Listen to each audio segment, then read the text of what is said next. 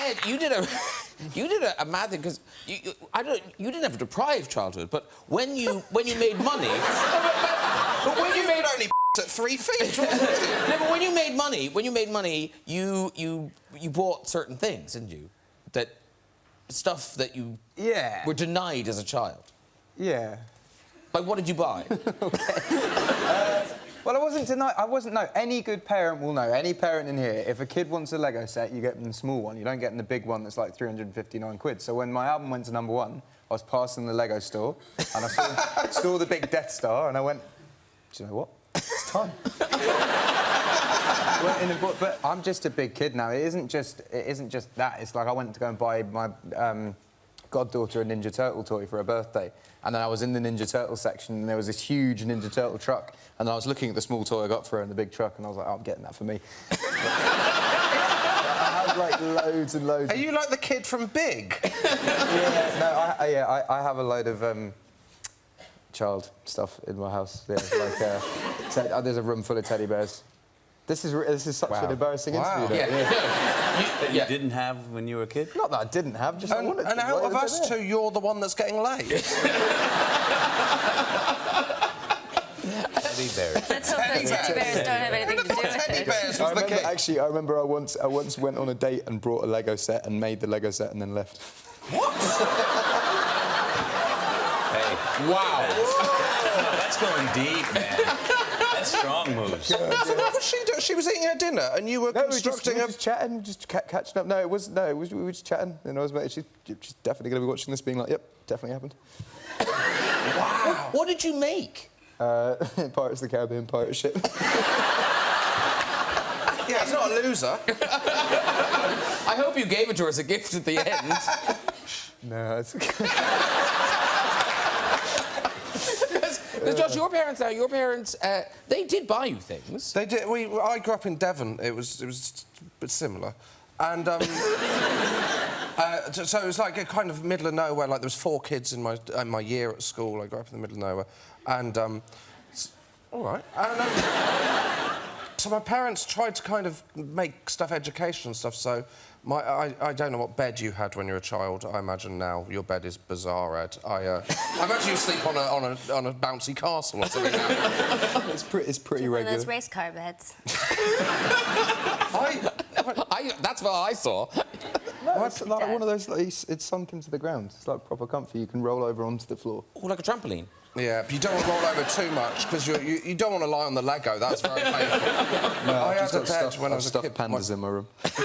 Stuffed pandas too. I don't know what's true anymore. Believe everything. My bed when I was a kid, my parents bought me this thing called a cabin bed. I don't know if you read. So this was like a bunk bed, the height of a bunk bed, but below it, instead of another bed, I had a desk. Oh. Basically, my parents made the kind of executive decision that I was more likely to write a letter than have a friend. Kids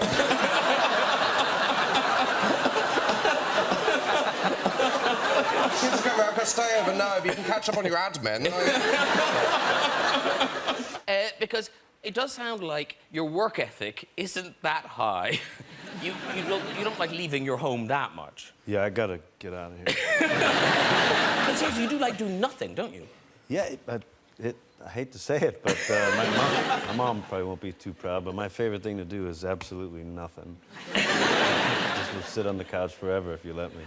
But also, I like the idea of being at your house, because most of us, you know, we might have a Wii or a dartboard or something, but you have, like, big toys at your house to play with, don't you?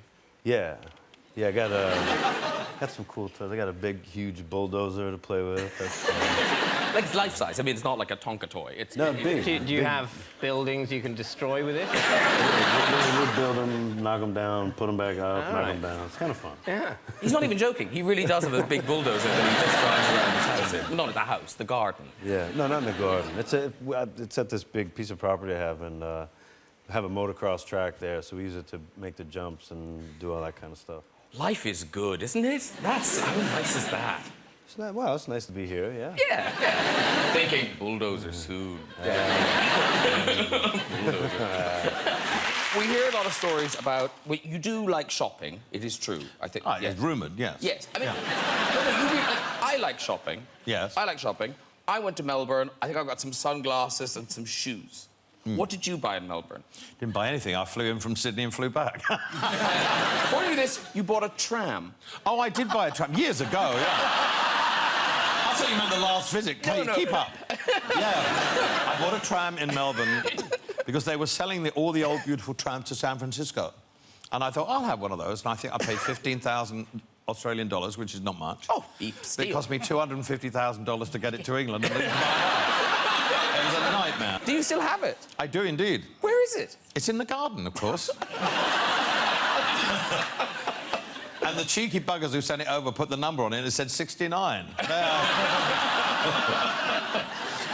Well, beside you there, Dame Judy Dench... I've got the whole anecdote here. I can give it to you.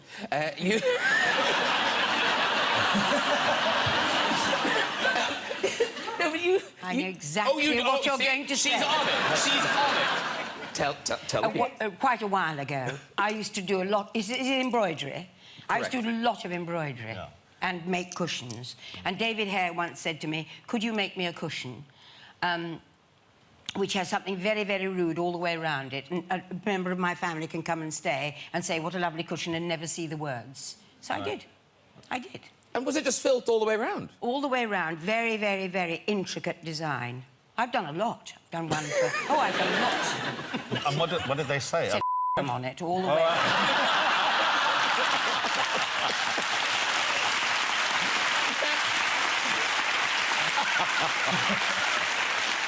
See, now John's staying very quiet, but John, you must be minting it now. You're doing those big arena tours. The money is cashing in. Kids are leaving the house. What's the most extravagant thing you've bought so far? The most extravagant thing I bought at an auction. I got a super lamb banana, which is a super lamb banana. See, you haven't got one. Bingo! I've out-shopped out and I'm made up. No, wait, you see this thing. Is it a banana? Wait. Super lamb banana. This is a super lamb banana. See that? Now, John Bishop, you don't seem like the sort of man who would buy that. No. Well, what happened when Liverpool was European capital of culture, they had a whole raft of these around the city. And so then they went into a charity auction. I was at a charity auction, and because at the time we were living in Manchester, I wanted a piece of Liverpool in our garden. Of course. So I bought a super lamb banana, but then I had to insure it. So then I had to phone up the house insurance call centre in India and say, I want to insure a super lamb banana. And the woman said, what's one of them? And I just thought, I said, it's like a lamb with a banana and it's super. I said, listen, love, whatever in your head, that's what it is. How much did you pay for that? It was about $7,000, I think. Was that all? Charity, yeah. Oh, that's a bargain. Oh, that's a bargain. Where is it? Is it in the garden? It's in the garden now, Next to his tram. Yeah, next to his tram.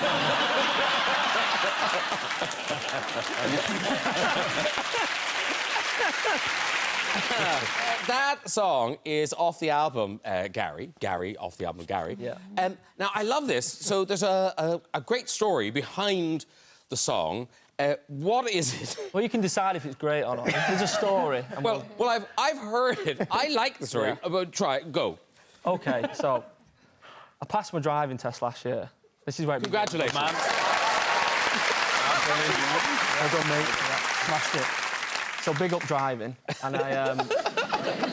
So the point of it is, I was in the car and the radio came on. It broke for the news, and the news headline was, "The hunt is still on for the giant fiberglass gorilla that's been stolen from a garden centre in Carluke in Scotland."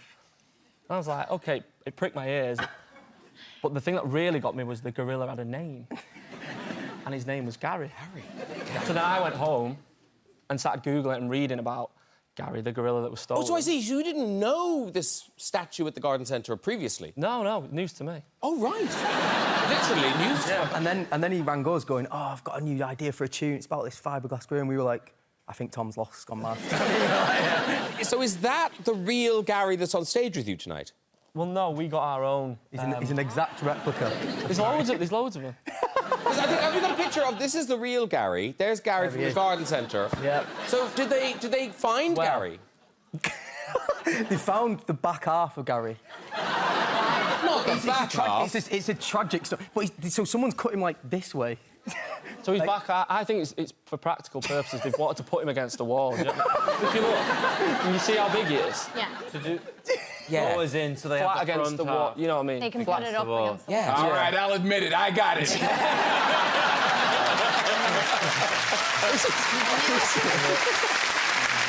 Okay? But here's the thing. This Gary is going on tour with you. In the venues he can fit in, he's there. we actually bought a smaller Gary. That's an 8-foot Gary, and we bought a 6-foot Gary so we can go in some other venues as well. Wow. Newcastle weren't happy with the opening night of the tour. We could only fit 6-foot Gary in. And, I decided to, like, confess that on the stage. I was like, look, I need to tell you this.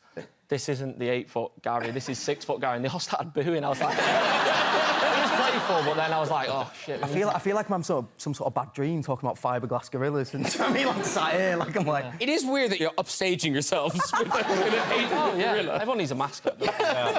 This is your first film with Tom Cruise, but it wasn't meant to be. You were supposed to be in another film with Tom Cruise. Well, we had the opportunity, yes. The Man from U.N.C.L.E. Originally, Tom was playing Napoleon Solo, and I auditioned for Armie Hammer's role, Ilya Kuryakin. And I went to Tom's house in LA, which is very surreal, by the way, when you're trying to make things work in your career and you get in a taxi in LA and you feel like saying, take me to Tom Cruise's house. So you give him an address and you turn up and there's this big gates everywhere and it's obviously a nice area. I imagine it's nice. He's done very well for himself. Yeah. Garden's nice. He keeps it nice. Yeah. That lawn is cut. Yeah. The hanging basket's gorgeous. I got to meet Tom then, and we read through some lines with Guy Ritchie in his house, and it was still just very surreal for me, thinking, I'm sitting here with Guy Ritchie and Tom Cruise in Tom Cruise's house. Yeah. Like, when will I stop sweating? I'm leaving stains. Yeah. I left a real good impression. But then you got the Tom Cruise role, and so now you're Man from U.N.C.L.E., Mission Impossible, two big franchises. And you've talked to us before about how close the James Bond thing came, that you were down to the final two. But I like the thing you did then when you got your first kind of big paycheck with your dad. Oh, yeah. When I got my first big paycheck, and it'd been a few years, I've been working as an actor for a few years, and... How much was it? Don't ask him. That's so Swedish. 200 or 300 pounds. So I went back to Jersey with my dad, and I thought, I want to treat myself. You know, I haven't actually got myself anything, and we were discussing what to do with it. And he said, how about a car? I was still driving my Peugeot 206, the first car I ever had. And I was like, you know, it's time to upgrade. This thing struggles uphill at this stage. And went to the local fancy garage, and there was a number of nice cars there, and the R8, Audi R8 was one which really stood out to me. I thought, this is a great car. I was looking at it, and my dad was sort of pausing around this other car, and in the really nice section. And I was like, what are you doing over there? And he said, I'm just looking at this car. And I was like, oh, yeah, wow, this is really nice. Yeah, one day, huh? And he went, And I said, what do you mean? He went, well, I mean, I'm sure we can make this work. And I was like, it's an Aston Martin DBS. Like, you can't just make this work. You can't toy with my emotions like that. It either can or can't. And he's like, well, you know, yeah, I think it could be a thing, but, you know, think about it. Think about what car you want. They're two different cars. And I was like, I'm not thinking about anything. It's an Aston Martin DBS. And so that was my second car. That's quite a trajectory. Yes. But now I'm thinking, though, does it stay on Jersey so your dad gets to drive it all the time? I've now forbade him from driving it. OK. A couple of near scrapes. Oh. But it does actually stay on Jersey, yes. But I do like this idea of that, you know, because everyone struggles and then suddenly, oh, I've got a bit of money. Yeah. What am I going to do with my first big paycheck? Rebecca, do you remember what you did with yours? I bought a... God, I wish it was something more cool. I bought a pair of Dior sunglasses and then they got stolen the day after, but they left the case. I bought an Aston Martin. I bought some sunglasses. But they were really nice. Tom Cruise, do you remember what you did with your first kind of check where you noticed you had some money in the bank? Yeah. know that you answered that question. Can you say, is it a terrible thing? No, no. Oh, okay. I actually paid for my college, my sister's college education. And... Oh, that's so him! Wow, Henry. I did. And the next one, I bought my other sister a car. Yeah. But your sister a car, not yourself. No. That's my Aston Martin. His dad's Aston Martin. Yeah, it's his dad. Yeah. Actually, yeah, you should change that to I bought my dad an Aston Martin, because that's actually what happened. I do feel like I've been set up a little bit. Simon Pegg, what did you? I bought... Make it up. No, this is true. I bought a second-hand Orphanage. A second-hand orphanage.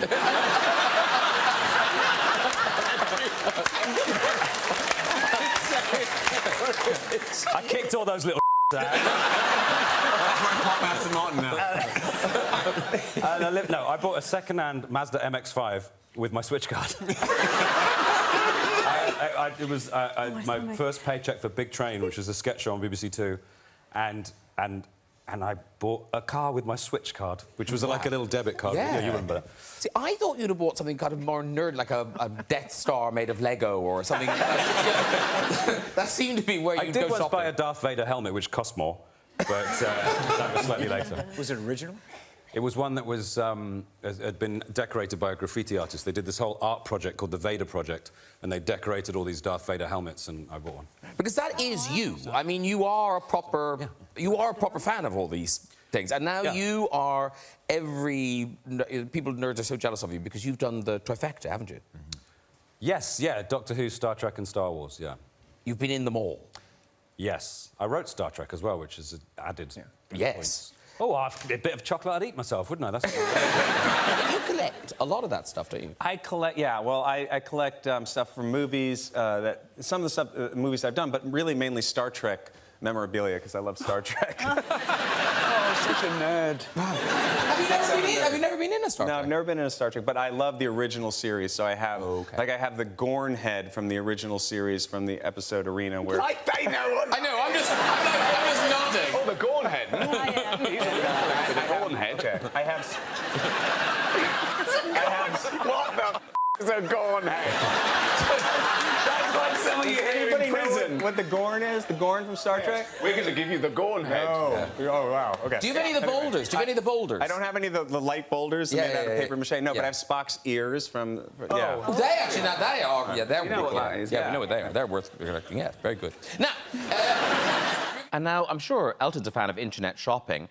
You bought your own pole on the internet. Yeah, I love internet shopping too. Yeah, I did because the first time I went to a club, I was watching these women move, and I was like, oh my gosh, it's so effortless. I can do that. I can go upside down on the pole. And I tried a class, and it was the most difficult thing I've ever had to do. I was like, oh, I'm screwed. And so I was like, I'm gonna have to dedicate hours a day to trying to cultivate this skill because I wanted her to be a very impressive dancer. And I am not like sexy like that. And so I needed to practice, so I bought a pole online, and I was on location shooting at the time, and so I was like, oh, called my dad, because he does lots of handiwork stuff for me at my house. So I was like, hey, can you please install something in my house? Just go pick it up at this place. And he was like, oh, of course, my love, I'll do that. Did it, he installed it, and he called me the next day and was like, hey, so everything's good, you know, the pole is installed in your living room. Just wondering, like, what is this for? Like, this is for a role, right? Is this for a role? And I was like, yes, Daddy. Well, I don't know if this is your pole or another one, but you sent us footage of you training. Yeah. This is impressive. Oh this is that's me. That's that's downstairs. Okay. Check this out. Oh my God, you're really good. No, wait. Look at that. Oh my God. How long did it take you to get that good? Like, just give her an Oscar. For that alone. Amazing. How long did it take you to get that good? I think that was maybe like two or 3 months of training. But I mean, I was ending up like, I was like walking on the ceiling. And then Sean, my director, gave me a call a couple of weeks before we were gonna be filming, and he was like, hey, so we've been location scouting and we found a club, but it's not a strip club. It's a lap dance club. Are you gonna be okay with that? Because I know you've been doing all of this pole training. And I was like, oh, I've just done like 5 months of pole training. Is there, there's not gonna be a pole in the club. He's like, no, it's not at all like that. And I was like, okay, that's fine. Did you not go, I've got a fucking pole, I'll bring it? And I hung up the phone and I was kind of like freaking out because I was like, I've just like destroyed my body learning to do this. And so I convinced him to let me have one scene in the film where I get to do some 10-second trick. And the culmination of 5 months is just in that 10 seconds. Now, Tom. Yes. Wales, obviously you're a huge hero in Wales. You got, now, was it Pontypridd? Pontypridd. You grew up? Yep, 12 miles from Cardiff. And... I'm not sure what that was. I think it was a cheer. and as a little boy, you got sick, which is kind of what saved you from going down the mines. Yeah, I had tuberculosis from the time I was 12 until I was 14. So I was bedridden. At home, though, you know, I could stay home. They didn't send me away, because sometimes in those days, they would send a child to either to Scotland or to Switzerland, you know, somewhere where there was... So that's a win or lose situation. Well, there you go.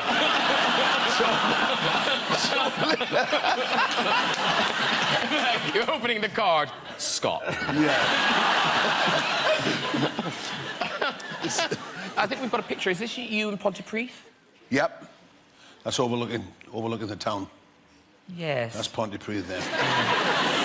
Scotland's not looking so bad now. No. It looks a bit... No, I'm sure it's nice when you're there. Yeah. Now, oh, we'll get letters. Bad thing.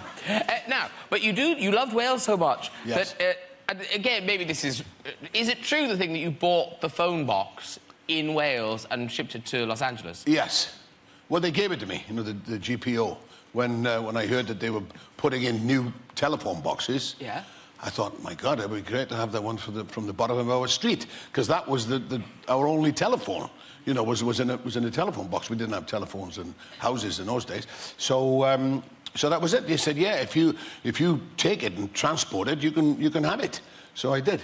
But they did replace it. Oh yeah, they replaced it. Well, but, yeah. Yeah, but there wasn't a long queue at the end of the road. No. Went up to the box. Tom. No, they put those dodgy ones in, you know, and I like those old red ones. They were the great cast iron red. I think we've got a picture of you in it. Now... there you go. Is that in Pontypridd or Los Angeles? No, that's what do you think? I can't tell. It's very hard to tell that. Yeah. So this was in your garden? Yeah. Now, is the story true where you sold it and then got it back? Yes. Well, I sold the house to Nicolas Cage. Hello. And I bought it from Dean Martin. Hello. And sold it to Nicolas Cage. So then he wanted to keep the telephone box because he was going to do a Superman movie, but a dark sort of Superman. So he said, if you could leave the box so I can go and get changed in there, you know, because Superman, Superman, you know what I mean? So then I heard that he didn't want it. He was going to do something with it, so I had it back. So when I moved house, I took it with me. So you still got it? Yeah, I still got it. It's kind of nice. Yeah, I carried it around with me, you know. It's a bit heavy because it's a talking point. Yes, it is. Yes. And now, the other thing I like about sort of when suddenly careers take off like this, suddenly big checks arrive. Where there was no cash, suddenly there's cash. So, do you remember what was the kind of stupidest thing you bought when checks started landing on You know, the I've been thinking about this question, and I've bought a lot of stupid things. But I remember when I was going down to Laugh End at the studio, I stopped by, because I love flowers, and I didn't have any vases, and I bought a vase. and it was almost too big for my house that I was living in. And it had little, like, white roses embossed on it, and I've kept it for all these years because it said something to me about this one stupid thing I bought that through all the moves and the houses and the life, I never wanted to get rid of. So it said something, you know? It was a stupid carrying it through my little apartment. Yeah. Oh. Yeah, I still have it. Can I have it? I'll really do. Thank you. What have you wasted the most money on? My siblings? Yeah, no, you know what? I was like... I know I seem like a drunk whatever, but what's fun about getting money is that you can, you know, give it to your family and friends. I give a lot to my family and friends, and I did a movie about PTSD called Thank You for Your Service, which is coming out in October, and I donated my whole salary to people who are suffering from post-traumatic stress. Wow. What are you doing with your salary? But honestly, you know, getting to give, because I'm afraid. I watch all those NBA real-life documentaries. I don't want to go out like that, so I hang on to it, or I, you know, give it to charity and friends and family. I bought a gold-plated private jet. He does more charity work than anybody. I know that about you. No, but you do go shopping, though. You do go shopping. Shop till I drop. Yeah. No, Wouldn't know. No. You do motorbikes are your thing. Motorbikes are my thing. Yeah. So do you have loads? Because my mum said I could never have a motorbike when I was a kid, and all I wanted was a motorbike. If I'd had a motorbike when I was 12, I probably would have got it out of my system. Oh, you So it's her fault. Yeah. Yeah, my mum's right. Yeah, exactly. That's why I've got 20 in my garage. No. That's it. Yeah. But now, John Boyega, you... Man, why do you always say my name like that? Well, no, because... what have I done now? No, this is good. No, Attention. John got his Star Wars cash, and I don't know where you hit, but you hit a shop, a wonderful shop, and you have bought some stuff. So you very kindly brought some pictures of some of the things you bought. I did, So your bed, at the bottom of your bed, what have you got? I've got some lions, sculpture of some lions. So his bed is guarded. But no, those are like trinkets compared to what else we've got. But the reason why I bought that is because I feel like my spirit animal is a lion. I just feel that. You know, I am African. I am... Yes. Every. Yes. So that's why you bought the lions. Yes. Why did you buy the saxophone lamp? To be honest with you, there's no reason for that, man. That was glorified nonsense. I can't lie to you. Yeah. No, I don't mean to criticize it. No. I mean, I was in Australia and this dude just told me that there's a saxophone with a light bulb with it. Yeah. And something in my brain said to me, buy. Yes. Buy. You made that. By the way, I made a lamp out of my father's clarinet. Oh, so, cool. right? So you know how that was made? Because I had no idea how to put it together. We have a thing. It has something to do with something that we share. You're like a lion. I'm like a lion, kind of. Yeah, I can do that. Yeah. But how about that? Okay, you have a saxophone lamp and I have a clarinet lamp. Yeah. And Goldie, can I just ask you, do you have a more attractive bulb in yours? Well, that is an ugly-ass bulb, John. Like, that's one of those economy, light-saving ones. It's environmentally friendly. Yeah, it's environmentally friendly. I would find a little clip-on shade, maybe, or something that just... Now, then, we've been in the bedroom. We've now, I don't know where that is, but we've walked past that. That's my living room. Living room. And where do we find this? That's in the corridor. Okay. That's in the corridor. Is it an antique? Nah, I just got it off Gumtree or something, do you know what I mean? Okay. But it's just a reprica of a Spartan helmet. And I just, And did it come with the plinth, or did you buy that separately? Nah, I bought that separately. Okay. He's putting it together. Yeah, put it together. But now. Put it together. Is there a light inside? No, there isn't. I'm just a big fan of weird things. I told you I'm 73 deep down. Wait, though. Here's the exciting Have bit. you ever put it on? You're in John's house, you want to go to the loo. Yeah, you want to go to the So bathroom. you've seen the lions, you're excited, the saxophone lamp is brilliant. I really enjoyed that helmet on the way to the toilet. Give it to You him. get into the loo, Okay. you sit down, you do your business, you need a little bit of toilet paper. In John's house, this is who gives it to you. Boom! That is amazing. I love that. You're jealous, aren't you? You're all jealous. I'm so jealous. I'm imagining like going over there as a girl, you know, and then you hook up and then you go in the bathroom and you're just like, that's a red flag.